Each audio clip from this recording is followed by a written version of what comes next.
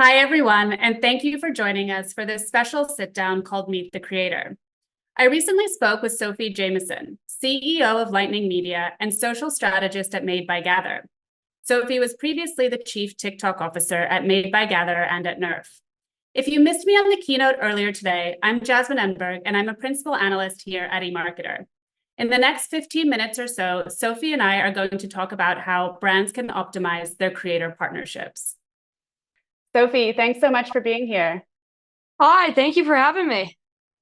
So, Chief TikTok Officer is a somewhat unusual but very attention-grabbing title. Can you tell me how you got into this role and what a Chief TikTok Officer does? Yeah, absolutely. Definitely an interesting title. It started with me making content on TikTok just for my own personal channel. I love Nerf blasters right behind me here. So when the pandemic hit and I had really nothing to do, I said, let's make some videos and kind of see what happens. Over about a year, I gained over 1 million followers, and that's when Nerf reached out and put out this job listing for the world's first chief TikTok officer. I knew that I had to apply for that position. Application was just to make a TikTok video, and then I got the role. It was supposed to be a 3 month position, temporary, but it ended up being almost 2 years. That role, it's is what it sounds like a bit, making content primarily for TikTok. But behind the scenes, it's also influencer management, campaign building, bidding optimization, working with the entire team to make sure that we prioritize hero products in content, seasonal trends, and then relaying that information back to the team so that they feel like there is an ROI on the content that we're creating. So, the role is obviously more than just TikTok, but I imagine that TikTok plays a big part in it. How would your role change in a world without TikTok? It's a great question. It's definitely been keeping me up at nights recently, but fortunately, it's that attention grabbing title is kind of misleading because it is all of social. It's short form content creation across social platforms. So if TikTok goes away, there's Instagram Reels, there's YouTube Shorts, there's a new app that will take its place, and it's being able to create attention grabbing content that gets across a message for the brand, not as much as it is really understanding the ins and outs of one social platform. It's understanding the audience and how to make the content and find the right influencers. So it is pretty cross applicable across platforms. Mm-hmm.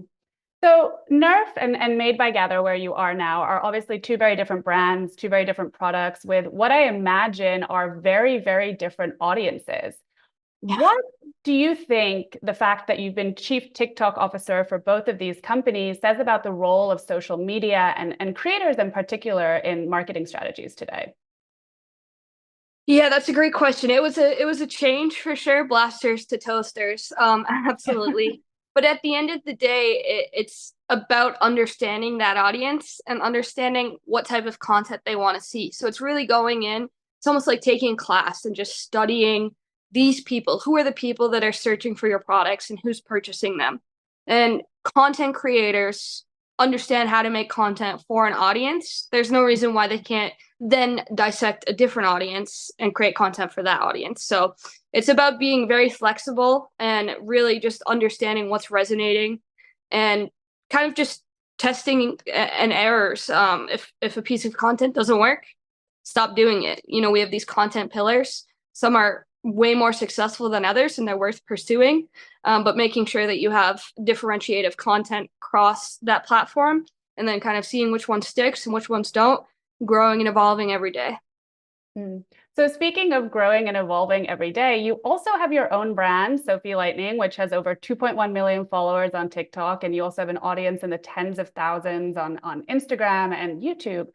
How are you monetizing your personal brand, and how do you balance that with your work at Made by Gather?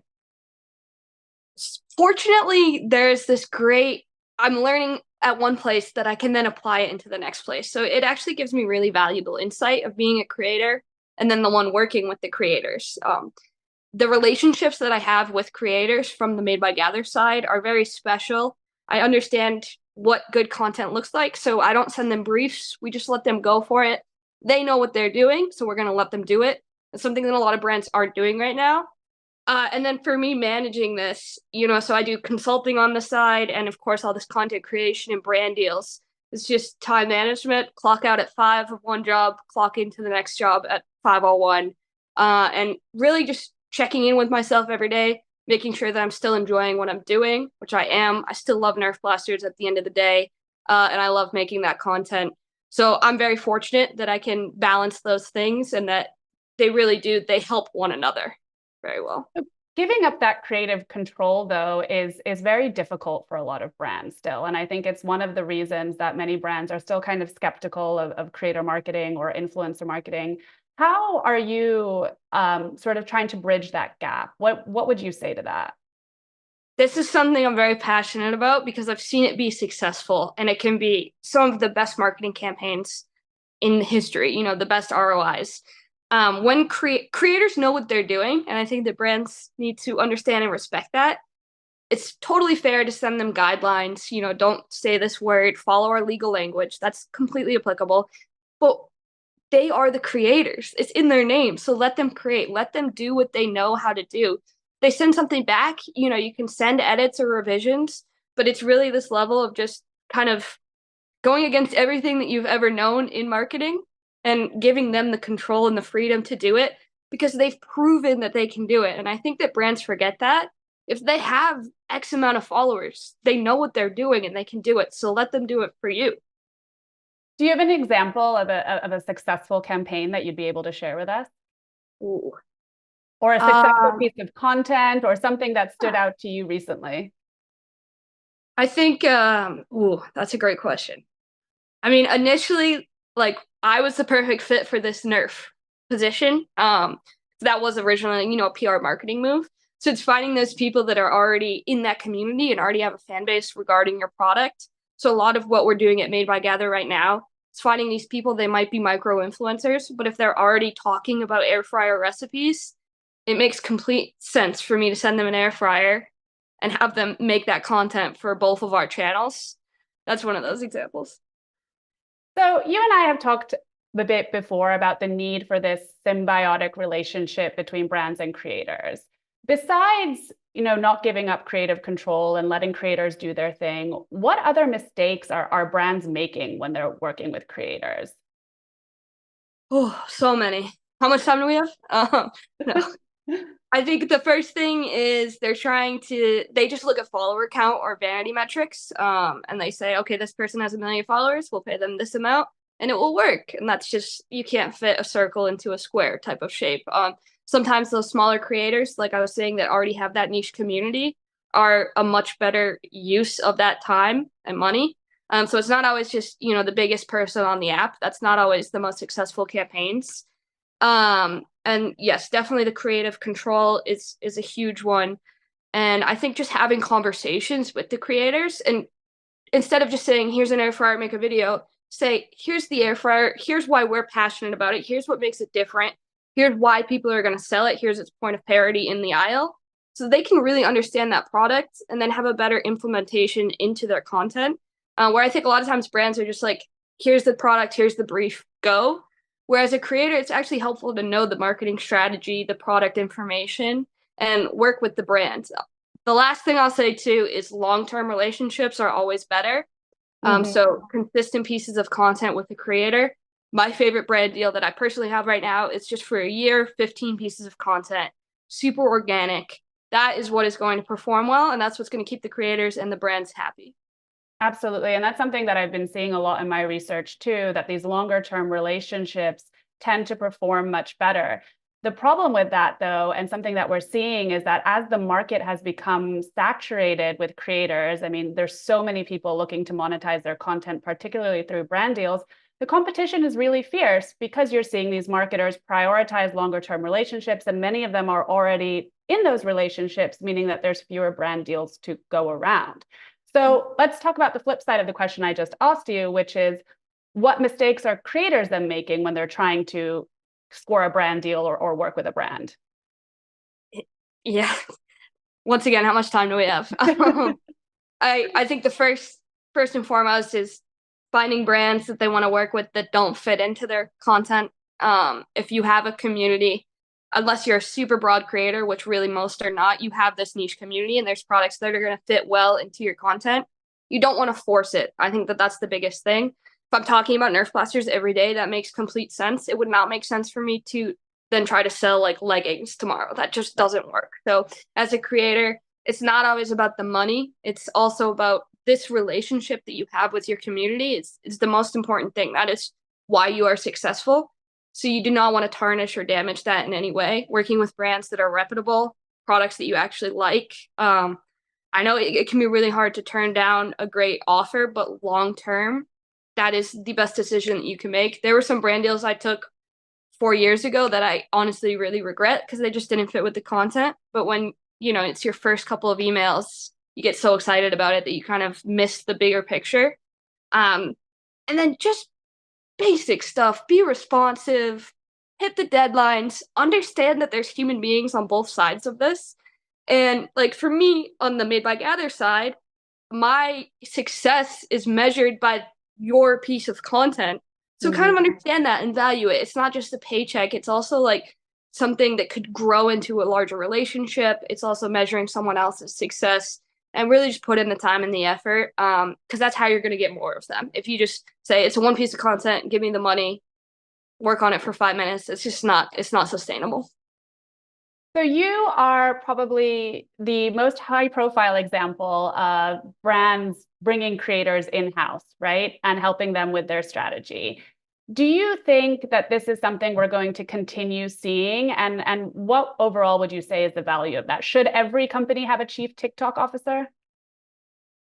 So I think that this will continue to become more popular. I don't think it's going to be chief TikTok officer because like it is kind of just a media grab, and it doesn't fully explain or encapsulate what I do. But having a creator come in-house, whether it's just to create content or it is to work with influencers or do all these other things, it's good for everybody. It gives the creator experience. You can't make content for the rest of your life. There's very few people who can do that successfully. So if you can then go internally and get that experience and that resume building, it's incredible for you. And then on the flip side for the brand, it's great to have someone come in, kind of teach, the internal employees who don't have that experience. It's just very symbiotic relationship that I think needs to be way more commonplace. And I think it's a complete missed opportunity. It's going to be table stakes in the next 5 years. It's going to be something that we see, I feel like, in almost every brand that's successful on social. Is utilizing a creator and having them come in and share. They've done it. They've accomplished it. They have the experience and they can share it with your team and help you be successful. And that's such a good point, right? There's benefits to this for both parties, right? For the creator and for the brand. And going back to what we were talking about before with, having fewer new deals on the table for creators when there's so many of them. One of the other things that we've been studying a lot is how creator monetization tactics are changing. So a lot of these alternative revenue streams are gaining steam, whether that's things like tipping or merchandising or, taking a position at a brand and working for them. So we've got just a couple of minutes left. I wanted to end talking a little bit about advice for marketers. So what is one piece of advice that you would give a brand as they're thinking about optimizing their creator strategies today? It's a great question. I think that the best answer I can give is to approach with the most open mind and kind of take almost everything that you've learned in college and kind of throw it out the window and just sit down and really recognize what creators are doing and how they're successful at it. And then respecting them and saying, let's take them internally. Let's work with them. Let's utilize them. And not seeing creators as this kind of just throw money at them, let them do their thing, but much more of a relationship. And also taking on new talent who might be younger and respecting that, once again, they know what they're doing. I think that we're going to see much younger marketing teams. That's not a bad thing. There will still be, of course, places for other people as well. But I think we're going to see a lot of creators go through this funnel to quite high up on marketing teams.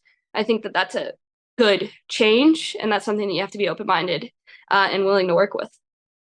So one more thing, just because I agree that brands do have to be open-minded and, let creators do their thing.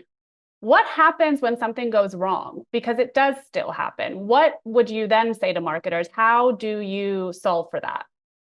Yeah, I mean, just applies to life. Learn from it, grow from it. Maybe it's you don't work with that creator ever again. Maybe it's you say, oh, this type of content doesn't work. Hopefully, it's not something super large. So still being somewhat risk adverse when it comes to certain things, still including your legal team. Don't go do, the most absolute pieces of content, crazy pieces of content just because you see other brands doing it. Still make sure that you're working as a part of the team. And then yeah, just really learning from those mistakes and recognizing that that is going to happen and it is okay. Mm-hmm. So it sounds a little bit like mitigating that risk beforehand, learning from mistakes if they happen, and also just making sure that you stay true to your brand, no matter what it is that you're doing. That was a perfect recap. Yeah. Well, thank you so much, Sophie. This was so fantastic. We really appreciate it. Now it's over to you, Susie and Jeremy.